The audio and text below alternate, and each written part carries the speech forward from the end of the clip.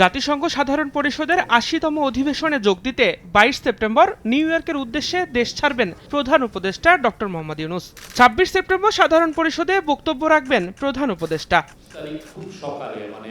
বুধবার বিকেলে রাজধানীর ফরেন সার্ভিস একাডেমিতে এক ব্রিফিংয়ে এসব কথা জানান পররাষ্ট্র উপদেষ্টা তৌহিদ হোসেন। বলেন, এবারের বৈঠকে বিশেষ গুরুত্ব পাবে রোহিঙ্গা ইস্যু। জাতিসংঘের সাইডলাইনে রোহিঙ্গা সংকট নিরসনকল্পে উচ্চ পর্যায়ের সভা আয়োজনের কথাও জানান পররাষ্ট্র উপদেষ্টা। এই অধিবেশনে যোগদানের জন্য মাননীয় প্রধান উপদেষ্টা আগামী ২২ সেপ্টেম্বর একটি বাণিজ্যিক ফ্লাইটে নিউ ইয়র্ক পৌঁছাবেন। ৩০ সেপ্টেম্বর ২০২৫ তারিখে জাতিসংঘ সাধারণ পরিষদের সভাপতির সভাপতিত্বে high level conference on the situation of Rohingya Muslims and other minorities in Myanmar শীর্ষক একটি উচ্চ পর্যায়ের সভা অনুষ্ঠিত হবে। বৈঠকে জানানো হয়, এবার প্রথমবারের মতো বাংলাদেশের প্রতিনিধি দলের সঙ্গে জাতিসংঘ অধিবেশনে অংশগ্রহণ করবেন একাধিক রাজনৈতিক দলের ৪ শীর্ষ নেতা। আমাদের প্রতিনিধি দলে এবার চারজন রাজনীতিবিদ যাচ্ছেন।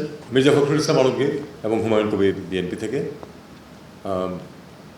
জামাত ইসলামী থেকে সৈয়দ আব্দুল্লাহ মোহাম্মদ তাহের এবং এনসিপি থেকে আখতার হোসেন, এই ৪ জন যাবেন। উপদেষ্টারা বিদেশ সফরে গিয়ে নানা অপ্রীতিকর ঘটনার মুখোমুখি হচ্ছে উল্লেখ করে সাংবাদিকদের প্রশ্নের জবাবে পররাষ্ট্র উপদেষ্টা বলেন, জাতিসংঘ অধিবেশন ঘিরে নিউ ইয়র্কে কোনো অপ্রীতিকর ঘটনার আশঙ্কা নেই। আমি আসলে খুব আশঙ্কা করছি না, কারণ যে এনওয়াইপিডি এ ব্যাপারে নিউ ইয়র্ক পুলিশ ডিপার্টমেন্ট তারা তাদের বিস্তর অভিজ্ঞতা এবং দিন মোহাম্মদ সাব্বির, সময় সংবাদ, ঢাকা।